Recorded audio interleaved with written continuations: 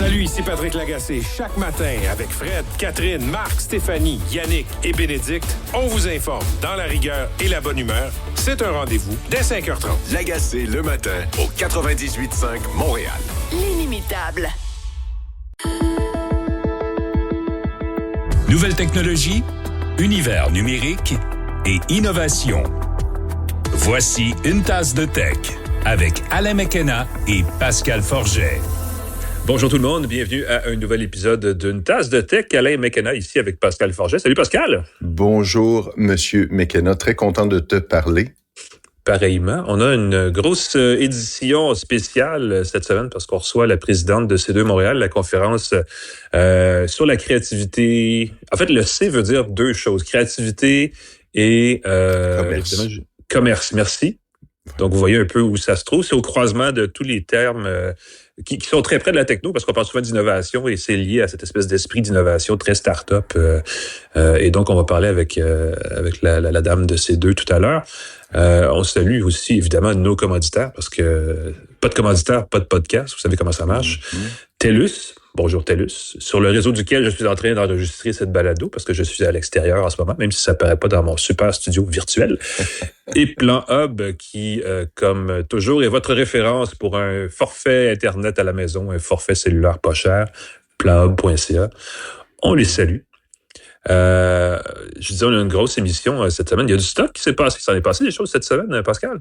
Ben oui, dans cet épisode, on va parler de Bitcoin, de Temu et de Shine qui vont être plus chers, en tout cas aux États-Unis. Est-ce qu'au Canada, ça va être aussi une augmentation aussi flagrante? On va parler de Notebook LM.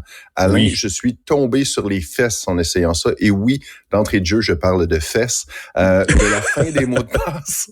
On va parler d'un téléphone à l'écran et au prix tout doux. J'avoue que j'ai été aussi impressionné là-dessus. On va parler d'un PC prêt pour l'intelligence artificielle, si jamais vous en avez. On va parler de Microsoft, on va parler de Google, on va parler de tout ce qui touche la technologie avec nos espressos de tech. Exactement. D'ailleurs, on peut se lancer tout de suite dans ces courtes nouvelles bien tassées, bien compactées, express, en parlant de Bitcoin, parce que tu le dis, il y a de l'action dans la crypto-monnaie, et on parle pas d'un nouveau fonds là, de tokens lancé par quelconque président.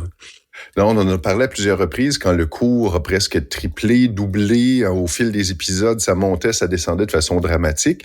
Il semble qu'en ce moment, la grosse nouvelle, c'est ça coûterait environ 82 000 $ américains pour pour miner un Bitcoin si on le fait pour une grosse entreprise. Donc, une grosse entreprise avec des serveurs puissants, une belle organisation et tout.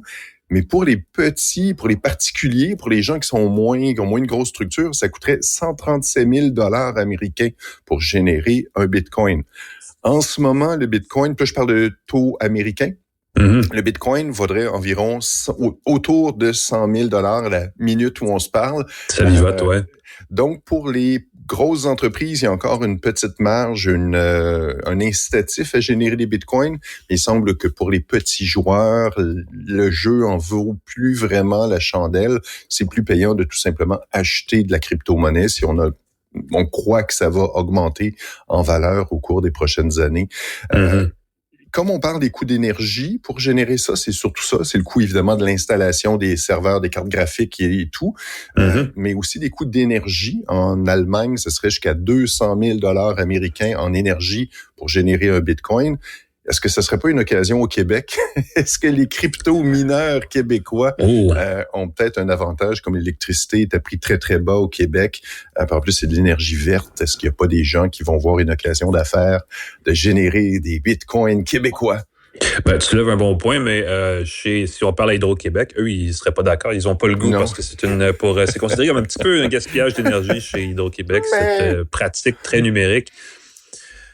Parce que le Bitcoin demeure encore, malgré tout, là, une technologie financière qui est discutable en termes de valeur réelle. Il y a beaucoup de gens qui mettent parce qu'il y a un effet FOMO à la valeur du Bitcoin qui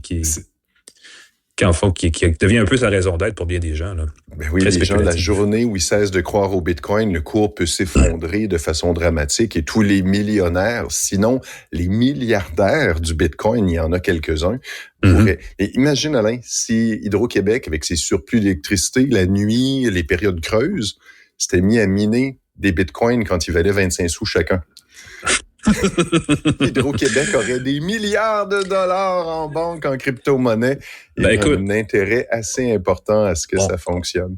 On est des vétérans de l'information technologique. Si on avait, parce qu'on avait à peu près ce genre de conversation-là quand la Bitcoin valait 200 $, on aurait une réserve stratégique de Bitcoin aujourd'hui qui vaudrait une petite fortune si on avait à l'époque commencé à miner. Je le répète, je l'ai mentionné à plusieurs épisodes, mais à la revanche des nerds, je voulais faire une chronique sur les Bitcoins quand ça avait été lancé. Je pouvais en acheter pour 100 $.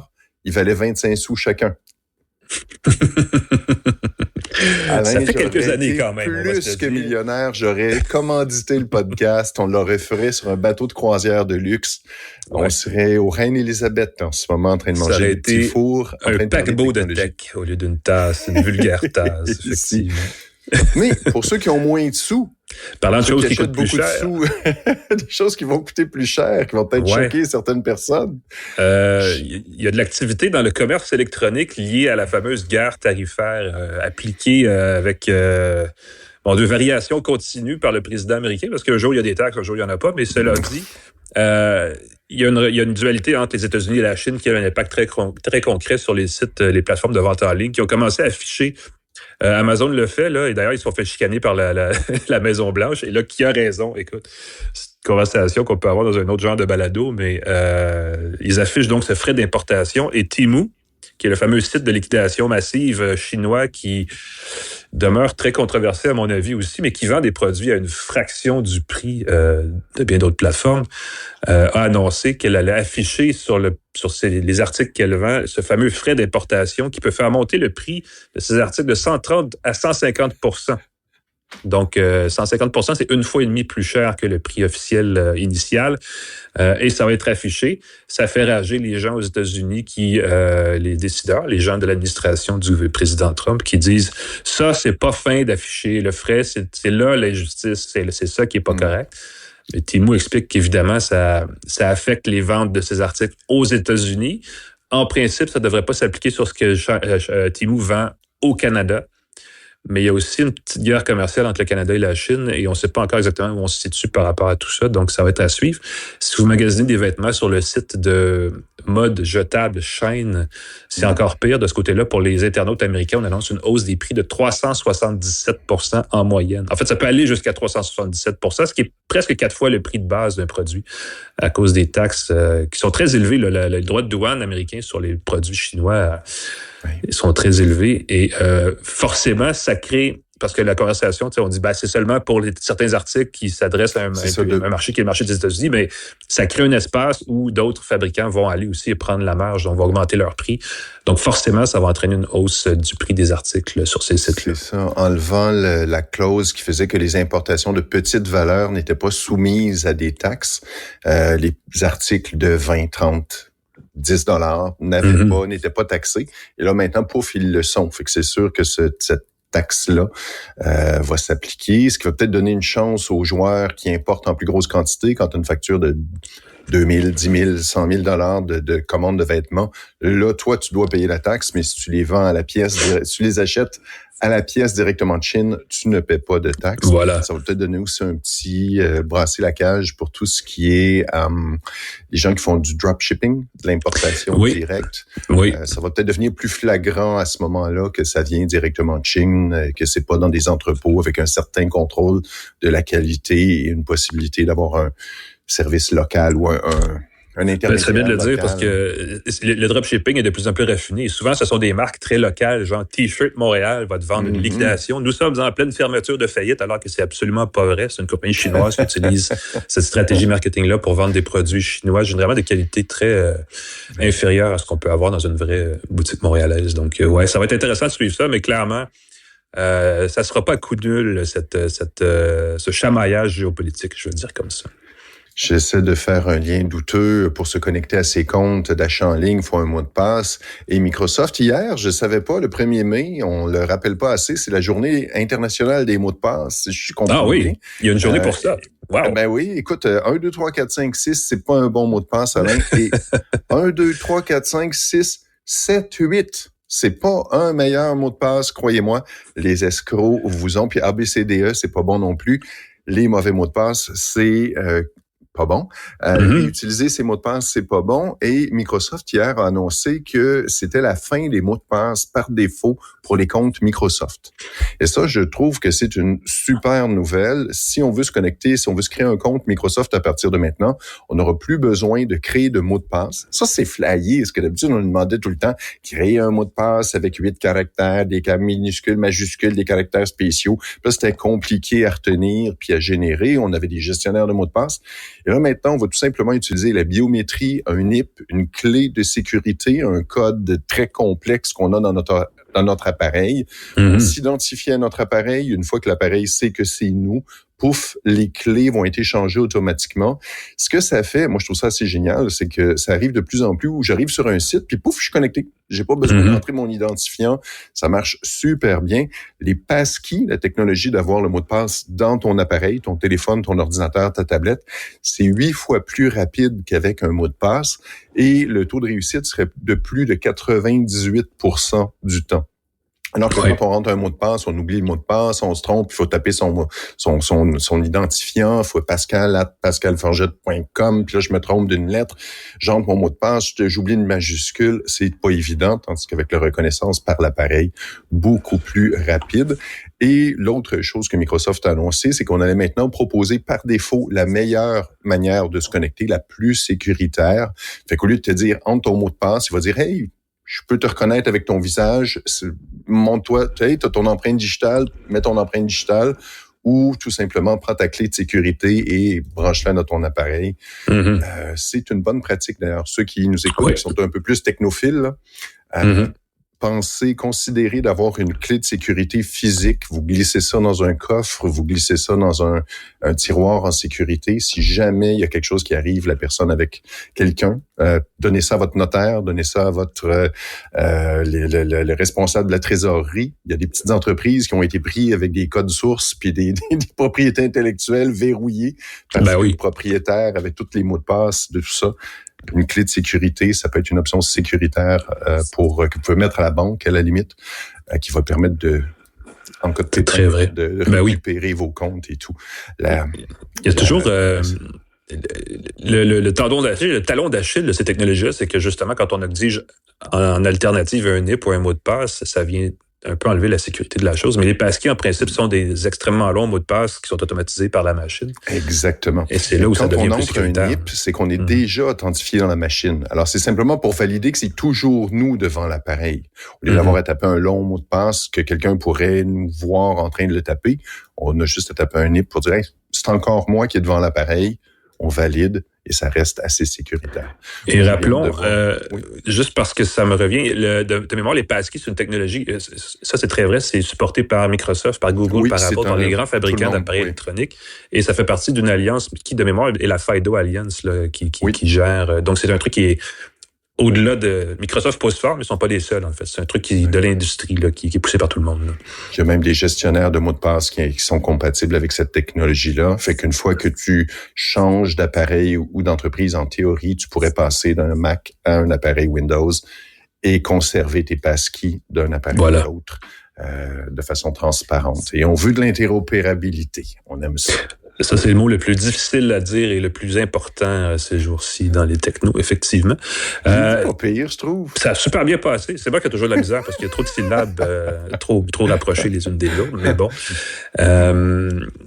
Vous savez, ici, on vous tient toujours à une tasse de tech, bien sûr, au courant des plus récentes nouveautés. Et pour cette raison-là, je m'en allais à San Francisco dans 3 semaines à peu prprès pour assister à Google I.O., la fameuse conférence des développeurs de Google, en me disant « Ah, j'aurai enfin la primeur sur toute l'information qui concerne notamment la plateforme Android. » Eh bien, voilà que Google nous tire le tapis sous les pieds parce qu'il va avoir, on a annoncé que le 13 mai prochain, donc une semaine avant Google I.O., on va créer une émission spéciale sur la chaîne YouTube The Android Show. Ça va être en anglais, bien sûr. Un épisode spécial consacré à Android tel qu'il existe en ce moment, mais aussi tel qu'il va exister dans les prochaines années. Donc, toutes les nouveautés qui devraient normalement être discutées durant Google I.O. va être présenté en avant-première à cette émission-là sur YouTube, donc accessible par tous les gens qui s'intéressent à l'avenir de la plateforme mobile de Google. Ça va être présenté par le responsable de l'écosystème Android chez Google, Samir Samad, qui va lever le voile sur ce qui s'en vient et ce qui sera ensuite dévoilé à Google I.O. Donc, vous aurez un avant-goût. Si vous aimez ces choses-là, vous n'avez pas besoin d'être un développeur, mais c'est toujours le fun de voir ce qui s'en vient, parce que de plus en plus, on donne l'accès au public à la version bêta d'Android, qui est généralement la version à venir. Et là, on prépare Android 16 de mémoire et généralement, on planifie quelques générations d'Android d'avance malgré tout. J'ai pas regardé les détails et les rumeurs de ce qui s'en vient au-delà de ce qu'on sait déjà, mais ça devrait être intéressant. Une émission en ligne accessible facilement.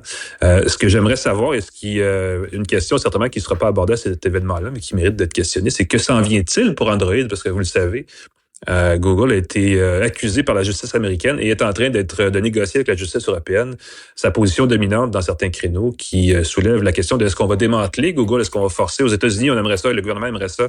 Entre autres, je pense que Google vende Chrome, son navigateur, à quelqu'un d'autre. On en a parlé d'ailleurs ici la semaine dernière. Mais Android est aussi considéré comme un morceau, un joyau de la couronne du groupe qui pourrait... ou pas être essaimé. C'est sûr que c'est une grosse partie de ce que Google fait, n'est-ce pas? Donc, ça va être à suivre et ce sera une question à poser, mais pour les nouveautés plus logicielles, plus applicatives, ce sera le 13 mai, donc une semaine avant Google I.O. Prenez des notes parce que ça s'en vient plus vite que le reste. Ben oui, puis dans les conférences qui s'en viennent aussi pour les développeurs, il y a la conférence Build de Microsoft le 19 mai pour les développeurs. Microsoft nous titille, j'en glisse un mot là-dessus, et on a dit qu'il y avait un nouveau quelque chose, Copilot plus PC, le 6 mai, qui va être dévoilé. Est-ce que ça va être disponible dès le 6 mai? Est-ce que ça va être annoncé pour les prochains mois? On le sait pas. Encore une fois, la conférence, c'est le 19 mai. Est-ce que ça va être les développeurs qui vont arriver à la conférence vont se faire remettre ce nouvel appareil sur place? Est-ce que ça va être une tablette, un ordinateur plus petit, un processeur Snapdragon, un processeur différent, nouveau, plus de performance, intelligence artificielle. Pour la gamme Surface, ben oui, c'est vrai, Microsoft qui fait bien sûr ses propres machines, t'as raison de le souligner, j'ai oublié ça, mais oui. Ah oui, puis Build, c'est généralement la conférence où ils présentent les nouveautés matérielles aussi. Les nouveautés logicielles, fait que ce serait une bonne chose de dire, hey, voici le nouvel appareil, puis souvent ils ont fait ça, Google avait fait ça, voici notre nouveau téléphone, voici notre nouveau truc, tu le lances, en même temps, les développeurs partent avec un appareil qui leur permet de développer avec le matériel du futur, avec les performances et les choses, les attentes des créateurs de logiciels. Parlant de Microsoft, parlant de Google, écoute, il y a un truc qui m'a émerveillé, c'est Notebook LM en français. Oui. Notebook LM, Alain, j'en avais entendu parler, c'est un outil de prise de notes. C'est dur à décrire. Ce qu'on fait grosso modo, c'est qu'on rassemble des sources, différents documents, PDF, audio, des vidéos YouTube. On peut prendre des documents de son Google Drive, on peut prendre des adresses web sur un sujet qui nous intéresse et on peut poser des questions là-dessus. Ça crée une espèce de banque de connaissances et ça permet entre autres de créer des notes de révision. Moi, je pense, encore une fois, on a un cours à réviser. Peux-tu me poser des questions à propos de la matière que j'ai à réviser? Mais on a mis en français la possibilité de générer une espèce de podcast à propos de ces notes. Je suis tombé, j'ai dit pour la deuxième fois le mot « fesses ». En bas de ta chaise. Je suis tombé en bas de ma chaise sur mes fesses. Sur les fesses, voilà. J'insiste parce que c'est impressionnant, Alain. En 2 minutes, j'ai pris 8 articles que j'ai trouvés du web à propos d'un thème. Bam! Bonjour, j'aimerais qu'on parle aujourd'hui de ce sujet. Ah oui, en effet, avec 2 personnes qui interagissent entre eux. Écoute, avec un accent qui, au départ, était assez neutre, assez québécois. Ça aurait pu être quelque chose de diffusé à Radio-Canada. Et là, ce qui m'a fait rire, c'est que tout au long de l'épisode, l'accent changeait, fluctuait. Ah oui, c'est parce que c'est pas encore assez devenu plus franchouillard. La personne, on dirait que c'était une autre personne qui parlait, puis à chaque phrase, on dirait qu'il y avait le niveau de langage qui bougeait du plus familier au plus, encore une fois, franchouillard. Je sais pas comment le décrire, mais l'accent. C'était de moins en moins international dans l'accent. C'est ça, c'était moins, c'était moins neutre, ça fluctuait beaucoup. Mais autrement, le contenu est assez merveilleux parce que t'as des hésitations dans les phrases. Ça parle comme 2 vraies personnes avec des légères hésitations, des bafouillements. Il y a une fois où j'ai entendu un bafouillement qui était vraiment pas naturel, mais à part ça, on jurait vraiment deux personnes qui parlent.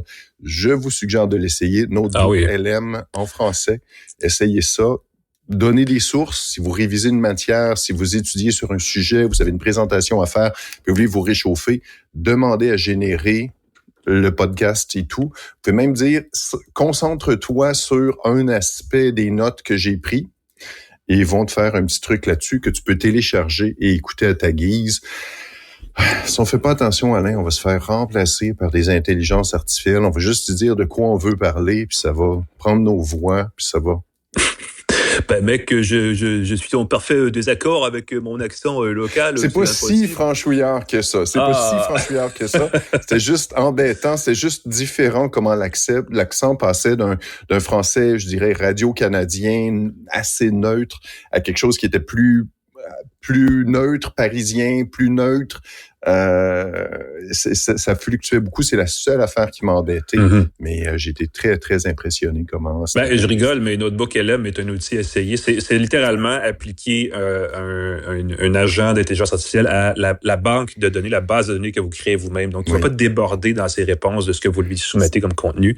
Pour le travail, moi, en journalisme, j'ai bien des collègues qui l'utilisent.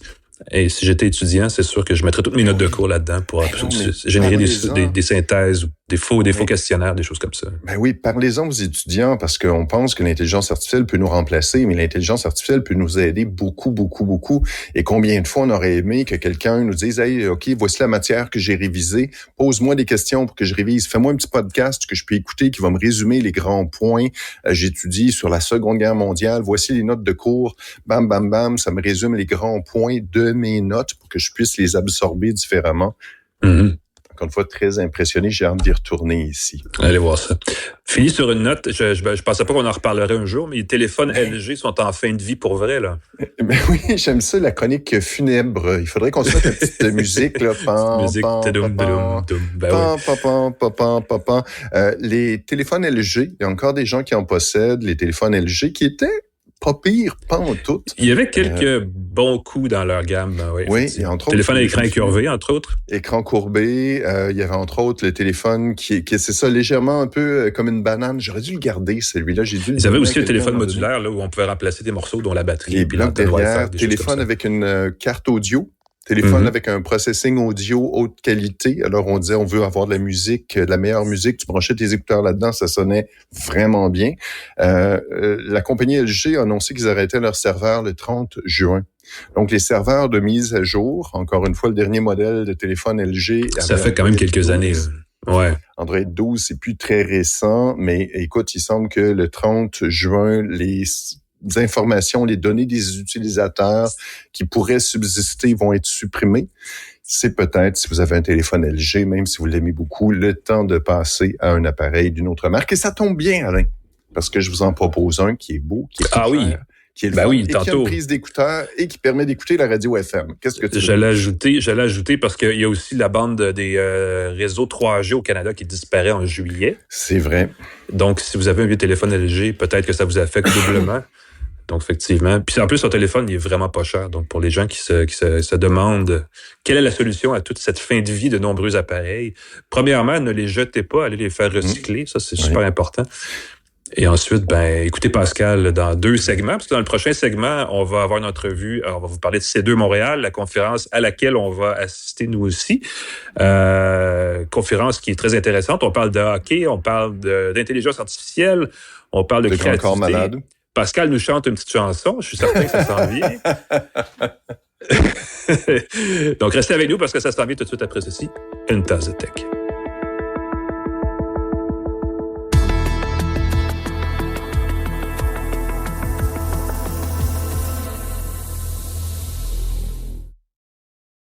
De retour à Une tasse de tech avec Alain McKenna et Pascal Forget. Bienvenue à Une tasse de tech et c'est ce segment de l'émission où on reçoit une invitée. Et cette semaine, on a une invitée toute spéciale parce qu'on a une collaboration avec les gens de C2 Montréal. Et pour en parler, on a la présidente de C2 Montréal, Annick Beaulieu. Bonjour, Annick. Bonjour Alain, bonjour Pascal. Bonjour. Écoute, merci d'être avec nous. C'est intéressant parce qu'on a discuté un petit peu avant de partir à l'enregistrement. Je me rappelle d'avoir assisté à la conférence il y a quelques années. C'est drôle parce qu'à l'époque, c'était au Studio Grande, qui sont dans comme dans la portion sud de Montréal, des studios de télévision, en fait, qui sont récupérés aujourd'hui par des émissions, je pense, de Radio-Canada, entre autres. Et puis, j'étais allé là pour voir une haute vice-présidente de BMW qui venait directement d'Allemagne pour nous parler de l'innovation en automobile. Et c'était un petit peu avant tout le virage électrique et tout. Puis moi, c'est mes deux mondes qui rentraient en collision là parce que je fais de l'automobile ailleurs qu'ici. Puis je fais de la techno ici. Puis là, c'était comme, wow, une combinaison de choses. Et je préparais mon questionnaire pour qu'on discute un peu de ce qu'est le C2 Montréal cette année. Puis c'est une liaison facile à faire pour moi parce que c'est un peu ça, en fait, la conférence. C'est une collision de plusieurs mondes axés autour de cette notion d'innovation au sens très technologique du terme, non?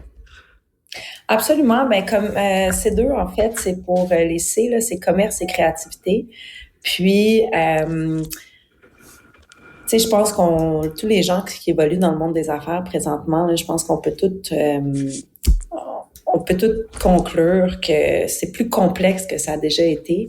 Puis quand on parle d'innovation, quand on parle d'évolution, quand on parle de réimaginer des secteurs, mais souvent c'est à l'intersection de différents domaines, de différents sujets où est-ce qu'on va trouver cette richesse-là, tu sais. Fait que pour nous, c'est certain que ce monde-là, ces collisions-là, qui prennent part entre des industries, en différents points de vue, c'est vraiment un terrain fertile là, pour inspirer les gens, puis pour créer des nouvelles façons de penser, puis de faire évoluer. Là.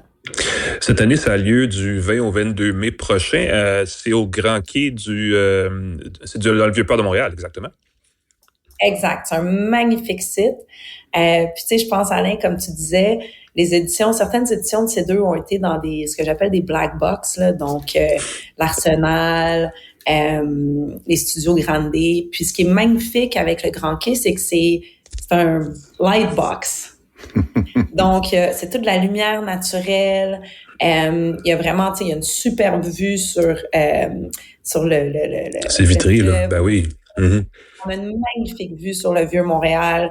Il y a des salles qui sont en hauteur. Fait que, tu sais, c'est vraiment un terrain de jeu qui nous permet d'avoir une dualité entre la production événementielle puis la nature un peu là, qui est présente tout autour de nous là. Fait que c'est puis une façon extraordinaire pour nos invités internationaux de découvrir Montréal parce que là c'est vraiment dans le centre de ce qui se passe là. Ouais. On a parlé la semaine dernière à l'émission de quelques invités parce qu'on voyait déjà les conférenciers qui allaient être présents à cette édition et là cette semaine vous avez sorti la programmation qui touche à tout. Écoute, j'étais surpris, il va y avoir du hockey, de la Ligue nationale de hockey, il va y avoir plein de trucs. Est-ce que tu as des faits saillants déjà, des idées, des coups de cœur peut-être dans la programmation de ce que les gens veulent aller voir là? Ouais, puis je pense qu'avant de rentrer dans mes coups de cœur, parce que c'est sûr qu'il y en a tout le temps, tu sais, on a 3 journées. Pour revenir un peu à ce qu'on disait là, au niveau des différentes thématiques, on a 3 journées qui sont chacune centrées sur un sujet. Donc, la journée 1 qui est sur l'expérientiel, la créativité. La journée 2 qui est sur la durabilité, donc tout ce qui est sustainability. Puis la journée 3 qui est sur les technologies transformatrices. Puis, à chaque jour, on a des contenus qui s'adressent à des industries spécifiques. Donc, le retail, le luxe, tout ce qui est plus les plateformes technologiques, sociales, tout ça, le entertainment et les médias. Puis la notion de l'architecture, de la construction, du design. Puis, ce qui est intéressant, c'est que quand on regarde la globalité de cette programmation-là, ça touche vraiment aux différentes sphères de notre vie. Tu sais, comment on consomme, comment on se divertit, comment on interagit en société, en communauté. Fait que même si ça a l'air d'être éclectique, il y a quand même vraiment une direction puis une façon de structurer la programmation pour nous. Puis en termes de coups de cœur, ben, j'en ai différents. Là, il y a Tyler Schultz qui est le whistleblower de toute l'affaire Theranos. Oui. Ça a été quand même toute une histoire. Ensuite, on a des gens de Canva, donc vraiment Canva qui est un outil extraordinaire, puis c'est une female founder qui a été une des premières à avoir une compagnie qui vaut des milliards de dollars. Puis qui va vraiment parler de justement l'accessibilité de la technologie, puis la façon que ça peut aider notre créativité de façon assez concrète. On a le producteur et le créateur des cérémonies d'ouverture des Jeux olympiques de Paris. Oui, c'est vrai. C'était tout un geste de créatif. Fait que, tu sais, on va vraiment explorer différents types de contenus, tu sais, puis ce qu'on veut de notre audience, ben, c'est qu'elle s'immerse puis qu'elle se donne l'opportunité, justement, de découvrir des choses qui seront peut-être pas nécessairement ce qu'on est confronté à dans nos vies de tous les jours. Puis tout ça, mais c'est fait au service de créer des rencontres qui, elles, vont être porteuses de nouveaux projets, de nouveaux partenariats, de nouvelles business. Fait que, tu sais, tout ce contexte-là qu'on design, en fait, c'est pour que les humains se rencontrent de façon authentique puis trouvent une façon de faire de la business, tu sais. J'ai hâte de voir, il y a 2 noms que j'ai retenus. Il y en a plusieurs, en fait, là, mais je vais en donner 2. Le premier, c'est Georges Larac, parce que c'est Georges Larac. Il n'y a aucune raison. Puis je trouve ça intéressant de voir ce qui était quand même un homme fort de la Ligue nationale de hockey, de venir parler de son expérience. Et à l'autre extrême, il y a Sacha Lucioni, qui est une sommité d'intelligence artificielle basée à Montréal, qui travaille pour une entreprise dont on entend trop peu parler, qui s'appelle Hugging Face. Hugging Face, c'est ce qui va être le fun, c'est qu'elle n'a pas de parti pris. Elle va venir parler d'intelligence artificielle. Et eux, ils ouvrent le monde de l'intelligence artificielle open source au public et ils font beaucoup de vulgarisation. D'ailleurs, j'ai mon ancien directeur de l'information, Devoir, qui est maintenant responsable là-bas de toute la partie l'IA pour les médias et le journalisme. Donc, j'ai hâte de voir ce que Sacha va venir raconter parce qu'elle est en plus basée à Montréal. Donc, on parle souvent de comment Montréal est une plateforme tournante de plein d'affaires, puis ça reste relativement abstrait. Ben là, on a un bel exemple parce qu'on a premièrement Sacha qui est à Montréal et on a aussi de la conférence qui permet de la mettre en vitrine. Est-ce que justement, l'intelligence artificielle va être un gros sujet à C2? Est-ce que vous le voyez un peu partout? Et en fait, c'est que c'est difficile. Je pense que c'est pas juste à C2 qu'on le voit partout, là. Ben oui, c'est pour ça. C'est comme une extension naturelle de tous ces jours-ci, ouais. C'est une thématique qui est omniprésente dans le monde des affaires, tu sais. Puis quand on regarde nos 3 thématiques, ben c'est certain que au niveau de l'expérientiel, au niveau de la durabilité, puis au niveau des technologies, c'est comme très difficile de pas aller dans ce sujet-là. Fait que c'est certain qu'il y a plusieurs sujets qui vont être explorés en lien avec l'intelligence artificielle. Puis juste pour faire un petit retour sur la NHL, en fait, c'est intéressant parce que Georges Larac va parler avec Kimberly Davis puis Bobby Shani sur tout le nouveau visage du hockey. Fait que tout l'aspect justement d'inclusion, de diversité, fait que ça rentre dans notre journée 2. Puis je pense que c'est une des choses qui est intéressante, tu sais, pour moi d'une programmation comme C2. On parle de NHL, fait que ça vient toucher un peu notre cœur, la culture, là, surtout Montréal vient de vivre toute une dose d'énergie là avec les séries. Mais ensuite aborder d'une façon qu'on s'attendrait peut-être pas d'aborder, right? La NHL ou Georges Larac, tu sais. Fait que c'est vraiment, je pense, ces conversations-là qui sont peut-être unexpected. Si Inattendu, ben oui. Inattendu qui sont intéressantes. Ben, j'allais dire, parce que le nouveau visage de la Ligue nationale de hockey a certainement moins de dents depuis ce qu'on a vu depuis une semaine à cause des séries éliminatoires. Et ça, c'est ce qu'on a comme fan de hockey, c'est ce qu'on voit, parce qu'on voit le sport. Mais en arrière, la machine est assez impressionnante parce qu'ils ont... C'est un peu moins apparent au Québec parce qu'on est mordu de hockey depuis vraiment longtemps, mais ils ont fait beaucoup de travail, surtout aux États-Unis, parce que c'est là où leur marché est en forte croissance, pour aller chercher des audiences qui n'étaient pas naturellement intéressées par le hockey. Et ils l'ont fait avec des outils numériques, entre autres, qui sont assez exceptionnels. Ça va être une belle conférence, c'est certain. Puis ça, comme tu le disais, ça brise un peu le cadre habituel de ce genre de conférence-là où on parle avec des gens, tu sais, d'innovation, de technologie. Puis avec ces gens-là, on parle de technologie. Alors qu'on va parler là avec des gens plus de hockey, de comment ils utilisent ces outils-là qui sont souvent très abstraits, définitivement. Là. Ça soulève quand même la question de savoir parce que il y a une belle brochette de conférenciers, une belle programmation. Il y a aussi beaucoup de maillage et de réseautage. Ouais. Dans le passé, je voyais beaucoup des gens des secteurs d'agences de marketing, de publicité venir faire un tour, de la créativité. Est-ce que ça s'adresse à toujours cette clientèle-là ou c'est plus large comme auditoire? Ben, ça a toujours été plus large comme auditoire. Je pense qu'avec C2, ce qui arrive, c'est que c'est certain que le format qu'on produit et, tu sais, il y a le contenu, là. Bon, ça, on vient d'en parler. Puis après ça, il y a le contenant. Puis le contenant, il est très créatif. Tu sais, nos scènes sont magnifiques. Il y a plusieurs ateliers qui viennent vraiment chercher le côté collaboratif, puis tu sais, de créer des discussions où est-ce que les gens ont l'opportunité de contribuer aussi, puis de partager leur point de vue, puis que justement ces rencontres-là vont faire partie inhérente de la valeur qu'on est en train de créer à ces deux. Puis tu sais, on croit beaucoup dans la beauté, dans le design d'environnement, pour venir justement amener les gens dans un contexte où est-ce qu'ils vont abandonner un petit peu leur vie de tous les jours, puis ils vont se permettre d'aller à la rencontre de nouvelles idées, de nouvelles personnes. Ils vont défaire la cravate un peu, là. Dans ce contexte-là, c'est sûr que c'est des univers qui sont créatifs, qui viennent parler à, tu sais, les gens en marketing ou en brand. C'est leur job d'être à l'avant-garde, de savoir où est-ce que la consommation s'en va, d'être connecté à la culture. Fait que c'est certain qu'il y a comme un gravitas là, naturel qui se fait, mais depuis toujours, on traite de thèmes qui sont assez diversifiés, tu sais. Fait que c'est comme je pense, c'est une conception que les gens ont, qui est vraie d'une certaine façon. Mais tu sais, on a des gens de banking, on a des gens de technologie, on a des gens d'immobilier qui viennent, tu sais, parce que c'est tous des secteurs qui sont en forte évolution, qui sont en transformation. Puis je pense qu'une plateforme comme C2, c'est d'autant plus pertinent là, dans un contexte comme celui qu'on vit présentement. Tu sais, fait que c'est un beau mix. Et il y a Grand Corps Malade qui s'ajoute à tout ça. J'ai vraiment hâte de voir qu'est-ce que ça va donner. Alexandra Strelinsky aussi. Voilà. Est-ce que ça va être des performances plus artistiques ou il y a un lien avec le commerce ou la créativité? Il y a toujours un lien avec le commerce, toujours. Mais on a toujours des petites surprises aussi dans ce qu'on amène. Fait qu'il va falloir venir pour le voir. Mais voilà.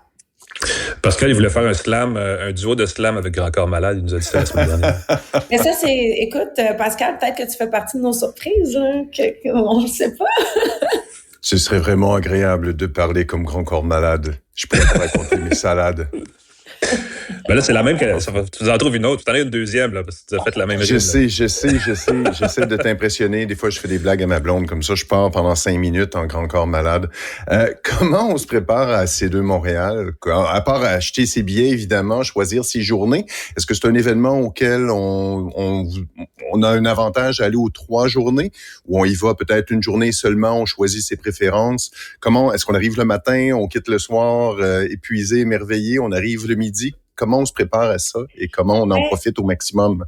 Mais c'est certain que il y a diverses façons de consommer ces deux là ou d'y participer. Il y a des gens qui choisissent des journées, mais pour nous, la façon de le vivre puis de s'imprégner pleinement, c'est vraiment de prendre les 3 jours. Puis même dans la façon qu'on a designé la programmation avec nos 3 journées thématiques, mais avec des contenus qui sont des contenus d'industrie qui s'expriment à travers ces 3 journées thématiques-là. Il y a vraiment une valeur ajoutée de venir faire partie de l'histoire au complet. Il y a aussi la notion de rencontre. C'est sûr que, tu sais, si on veut s'exposer avec des nouvelles personnes, puis se laisser l'opportunité puis le temps de les rencontrer, ben plus longtemps on est sur le site, plus qu'il y a de chances que ces rencontres là arrivent. Puis, ben, c'est certain aussi qu'il y a une notion de, tu sais, nous, on crée un genre de village, hein. On veut que les gens s'y abandonnent. Après 3 jours, on a rencontré du monde. Fait que c'est comme un effet multiplicateur. Fait que c'est certain que, bon, je prêche pour ma paroisse. Je pense que la meilleure façon de venir à C2, c'est de venir les 3 jours. Venir une journée, c'est le fun aussi. Puis c'est peut-être une belle façon de découvrir pour des gens aussi qui connaissent moins la plateforme. Donc, je veux dire, la journée. Puis là, notre programmation complète est sur notre site web, fait que c'est facile d'aller voir les différentes sessions puis de voir peut-être quelle journée correspond mieux à nos objectifs ou à nos intérêts. Puis ensuite, ben, je pense que de s'inscrire dans notre plateforme, de faire les choix, de s'assurer qu'on est dans les bons workshops, dans les bons labs, dans toutes les sessions qui vont nous intéresser, ça c'est important. Puis ben je pense que venir une journée c'est génial. Tu sais, on a des restaurants qu'on design, il y a vraiment, tu sais, il y a des espaces de networking, il va y avoir des prestations artistiques. Fait que c'est vraiment, tu sais, pour moi je le recommande, là, surtout si on a une passe de venir du début à la fin. Puis il y a aussi toute la notion de brain date puis de réseautage qui est facilitée par des plateformes technologiques qu'on utilise. Et donc ça, je pense qu'une bonne façon de se préparer, c'est d'aller dans nos plateformes, de voir qui est présent, de voir avec qui on aimerait ça peut-être avoir une rencontre, prendre un café, aller prendre un cocktail. Puis ben ensuite, il y a plein d'activités de réseautage là, qui se passent. Il y a des cocktails le soir. Fait que tu sais, c'est certain que bon, après 3 jours, on est énergisé. On est nourri, mais on est peut-être un petit peu fatigué aussi. Mais la préparation, je pense que c'est tellement une façon de de bénéficier pleinement de l'expérience. Mais en même temps, c'est correct aussi de se laisser place à un petit peu d'improvisation. Est-ce que ça se rattrape ensuite si on rate l'événement? Est-ce qu'on peut revoir les conférences en ligne ou il faut être absolument là? Nous, on a fait un choix où est-ce qu'il faut être présent. C'est certain que il y a des clips qui vont être diffusés sur les réseaux sociaux. Il y a certaines des conférences qui vont être diffusées aussi. Fait que, tu sais, on sert des outils numériques, c'est certain, pour faire de la promotion, pour attirer les gens, puis pour démocratiser un petit peu l'accès à certains des contenus. Mais la façon de vivre pleinement ces deux, c'est d'être présent. Voilà, c'est dit. Donc, C2 Montréal du 20 au 22 mai prochain au Grand Quai du Vieux-Montréal. Hein, c'est pas juste le Vieux-Port, c'est aussi le Vieux-Montréal. Est-ce que je ne sais même pas si c'est le Vieux-Port, en fait. C'est le port, en tout cas, ça, c'est certain. Oui, c'est le port. C'est le Grand Quai du Port. C'est dans la plus belle partie de la ville. Il n'y a aucun doute là-dessus. C'est magnifique. Là, c'est mai, puis on se croise les doigts pour que le soleil sorte, là. Il devrait pas neiger d'ici là. On va se croiser les doigts cette année parce que rien n'est moins certain. Mais on va souhaiter effectivement du beau temps et une belle conférence. Annick Beaulieu, présidente de C2 Montréal, merci d'avoir été avec nous. Merci Alain, merci Pascal. Merci beaucoup. On rappelle aux gens, si vous voulez assister à C2 Montréal, on a un lien dans la description de la balado où vous pouvez acheter des billets avec un rabais, qui est quand même pas rien grâce à une tasse de tech. Nous, on prend une petite pause et on revient avec nos gadgets. Restez avec nous à une tasse de tech.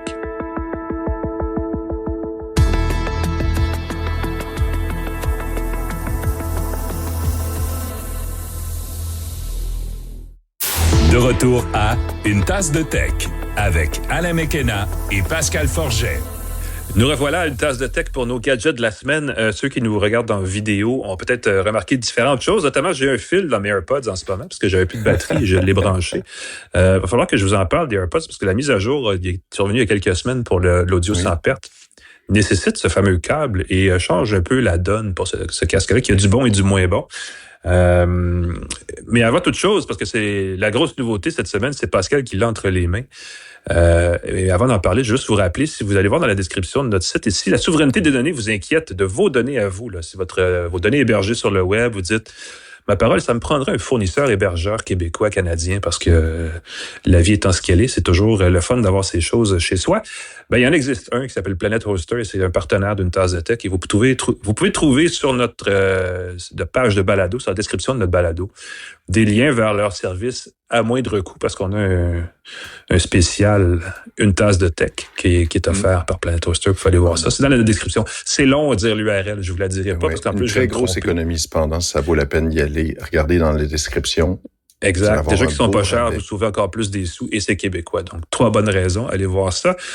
Sinon, restez avec nous pour écouter Pascal pérorer à propos de son téléphone, qui est quand même assez cool. C'est dur à voir, même à distance, mais quand même, on voit la différence. Je le montre ici, c'est le TCL 60XE Next Paper, NXT Paper, pas Next NEXT, et je le trouve assez extraordinaire parce qu'en ce moment, pour ceux qui nous regardent sur YouTube, je le montre à l'écran et regardez comment l'écran est visible. On dirait un écran très, très un autre téléphone ici, regardez les reflets dedans. Ceux qui nous regardent sur YouTube, la différence est assez flagrante. On voit sur un téléphone classique que tu as un écran lumineux autour de ta caméra, alors que sur l'autre, on voit pas le reflet, on sait pas ce qu'il y a de l'autre côté. Ben oui. Puis quand tu regardes un téléphone et que tu es en plein soleil à l'extérieur, souvent tu vois ton reflet dans l'écran du téléphone. Avec ce téléphone-là, c'est quasiment imperceptible.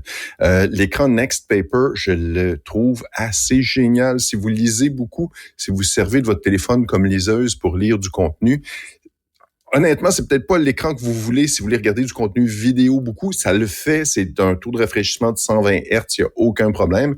Mais l'écran est mat. Je trouve qu'il est beaucoup plus agréable pour la consultation de lecture de textes, de courriels et compagnie.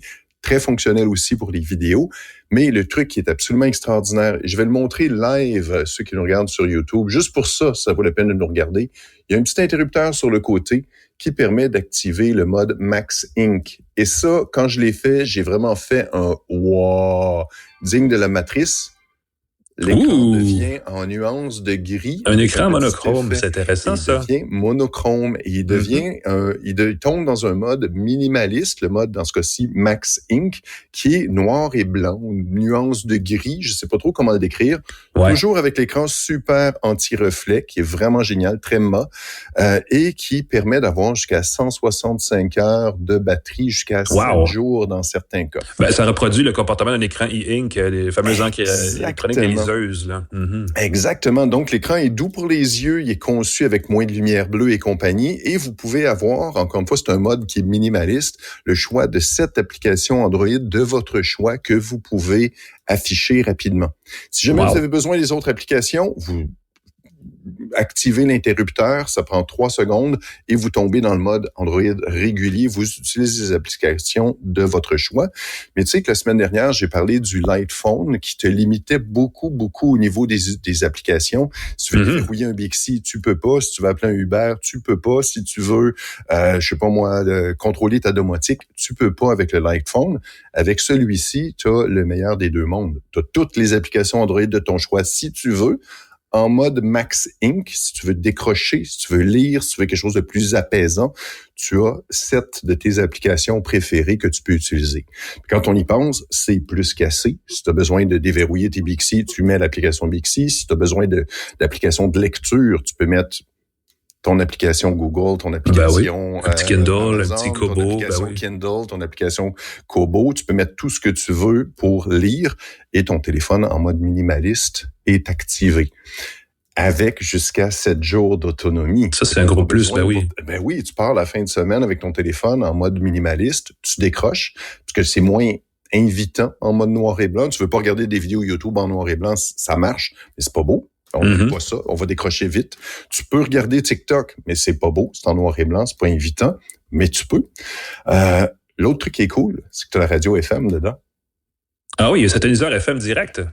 Synthoniseur FM direct pour écouter la radio FM sans consommer de données. Donc, tu as accès à de la musique, du divertissement, des nouvelles, ce que tu veux, sans avoir besoin de consommer de données. Fait que c'est drôle parce qu'il y avait ça sur les téléphones il y a quelques années. Puis là, ça s'est perdu. C'est resté, je pense, en Asie beaucoup. C'est le fun d'avoir un téléphone comme ça qui ramène ça. Il faut avoir, par exemple, une prise d'écouteur. Il faut brancher les écouteurs à fil dedans. Mais une fois que c'est branché, on peut écouter dans le haut-parleur du téléphone.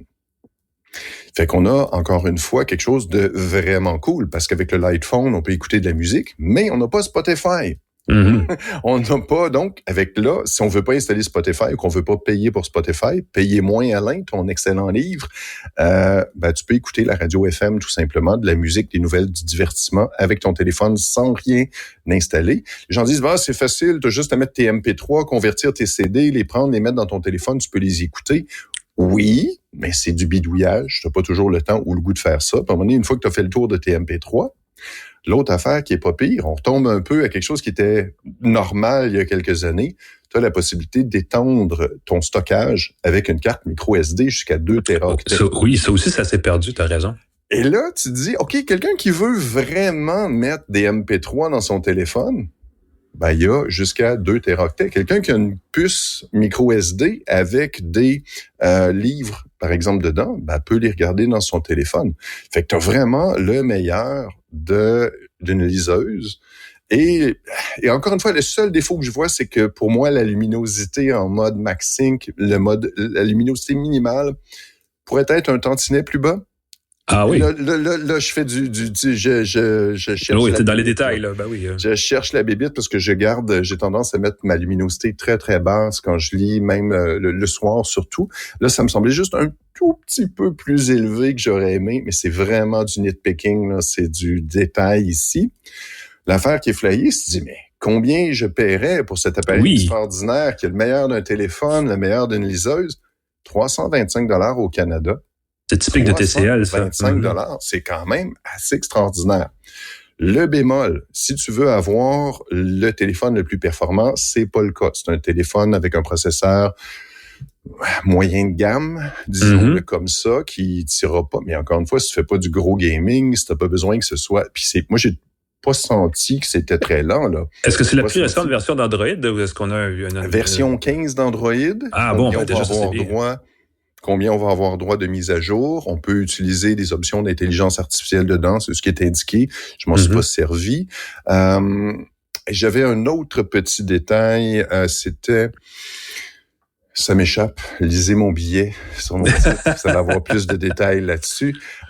Écoute, ça utilise pas de carte de nano SIM. Ça utilise, je pense, les mini SIM, les SIM un petit peu plus grosses. Ah oui, avec ça souvent on achète la SIM avec des petits des adaptateurs. Donc ça peut se corriger. Mais ouais. Est-ce qu'il y a la eSIM ou il n'y a pas d'eSIM dans cette eSIM, je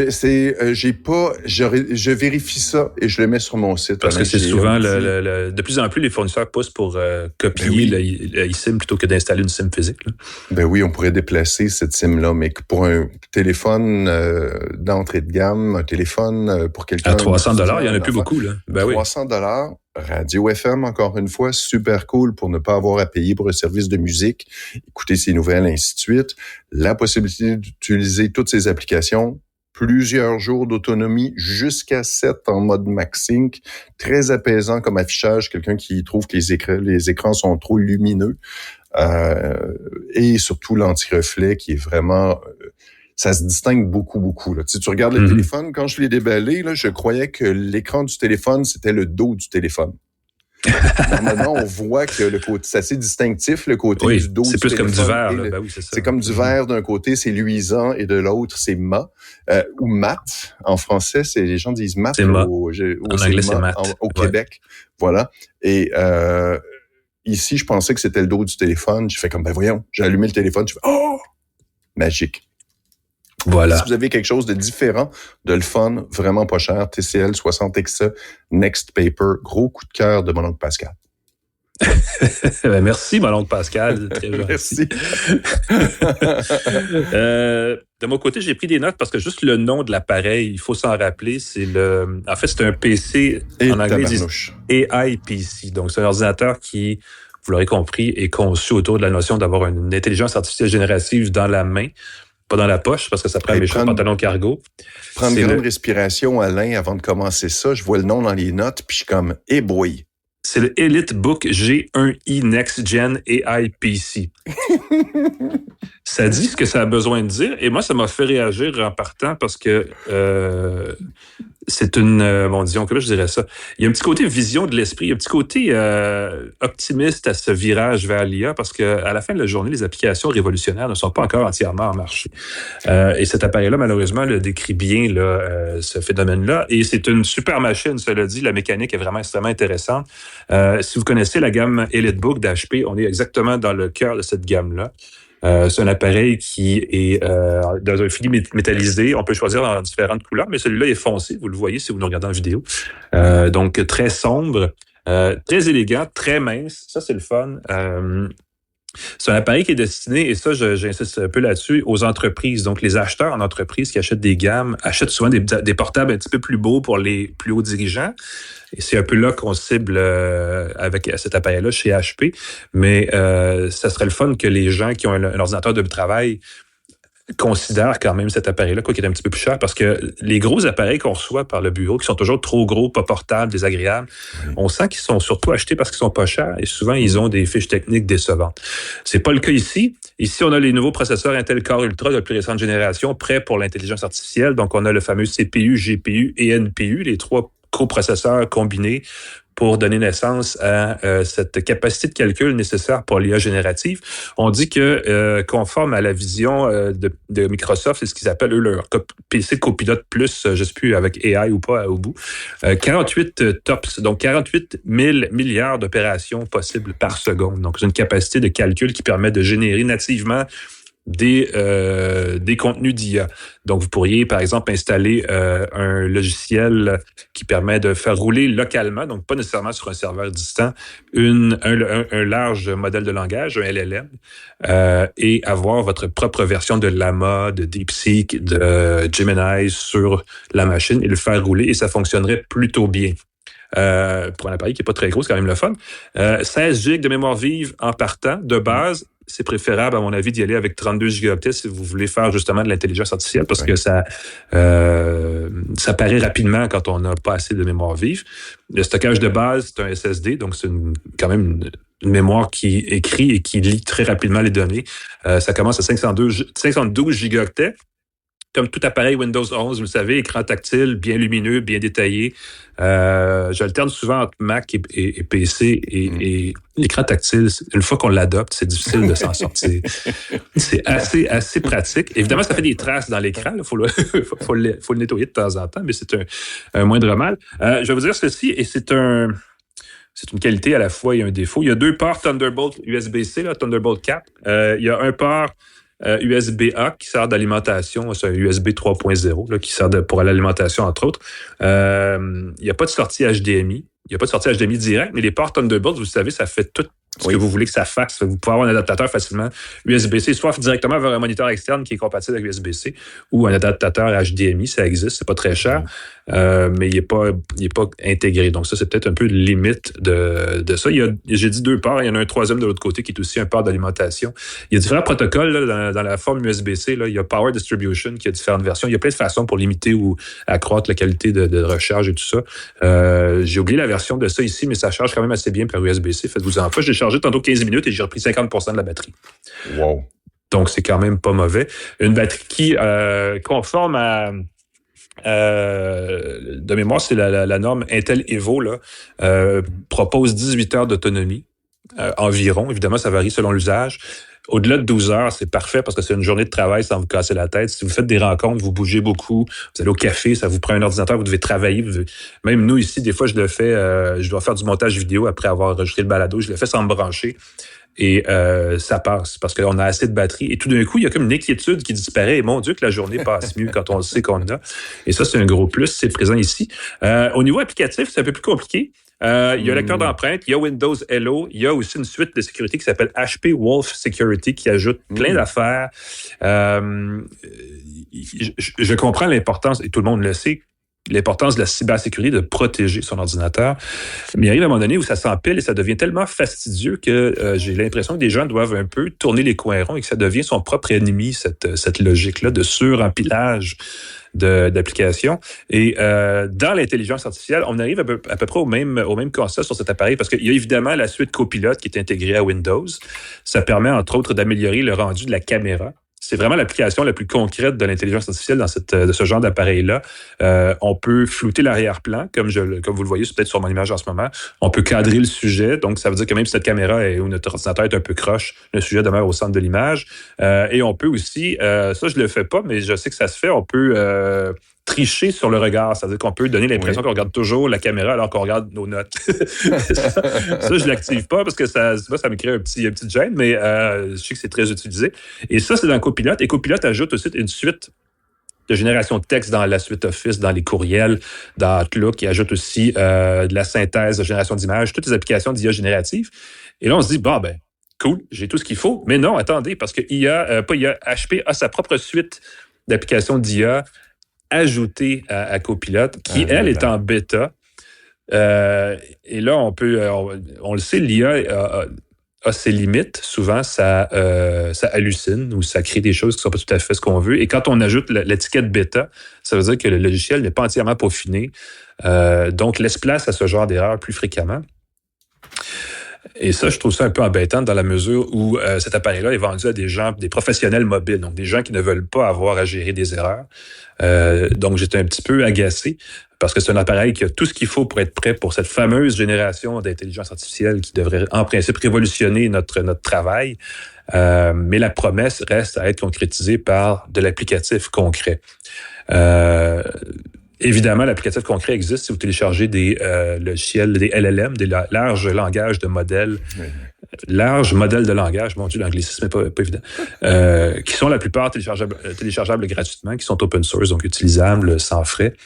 Mais là, c'est un autre genre, c'est une autre paire de manches parce qu'il faut apprendre... Oui. Il faut apprendre le fameux prompt engineering, il faut apprendre à discourir, à demander des éléments de réponse pour avoir la bonne réponse. Et c'est pratiquement une profession en soi à ce stade-ci. Donc, on est presque là, je veux dire ça comme ça. Et l'appareil, celui-ci, tu as déjà parlé d'un ZenBook chez Asus, Pascal, qui coûtait un peu moins de 2000$.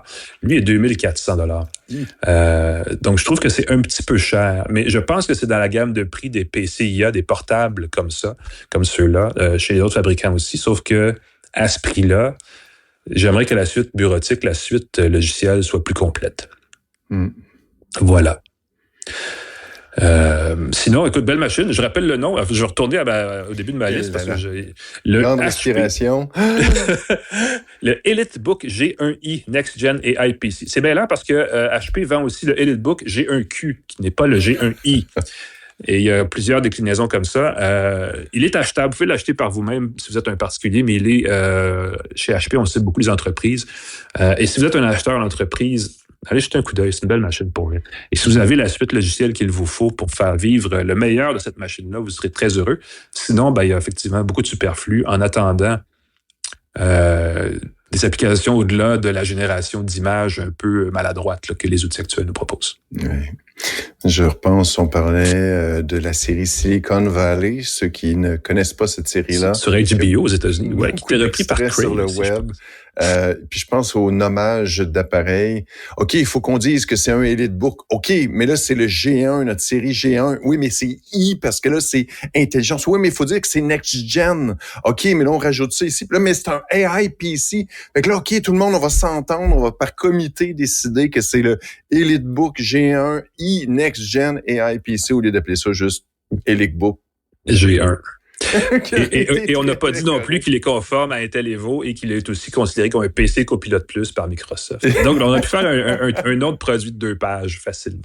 Exactement. Alors qu'on veut juste reconnaître son...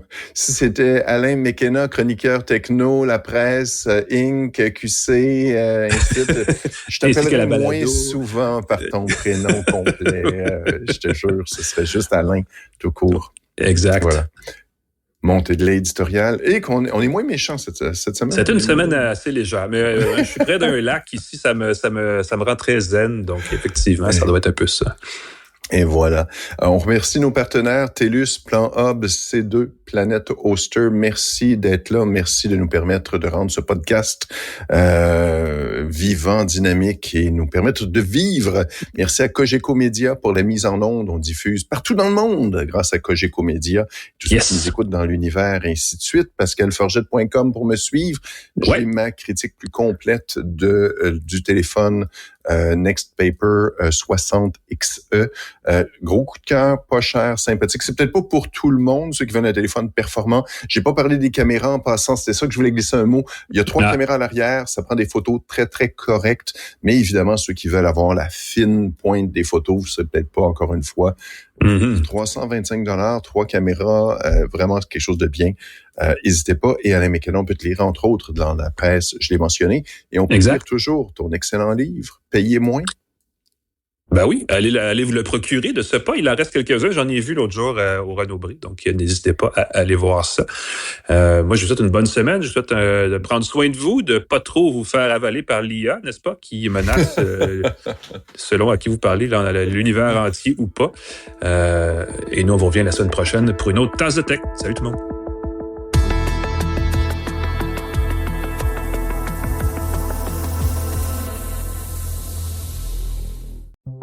Découvrez du contenu original et exclusif, de l'actualité, du sport et du divertissement. Retrouvez les meilleurs moments de vos émissions et chroniques préférées. Écoutez-nous sur l'application ou via le site web de votre station Cogeco Média.